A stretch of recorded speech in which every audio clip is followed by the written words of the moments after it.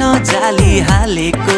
किन कुकुर पालेको, घुर्दै हेर्यो भुकेन, नजिक जाँदा झन्डै टोकेन, घुर्दै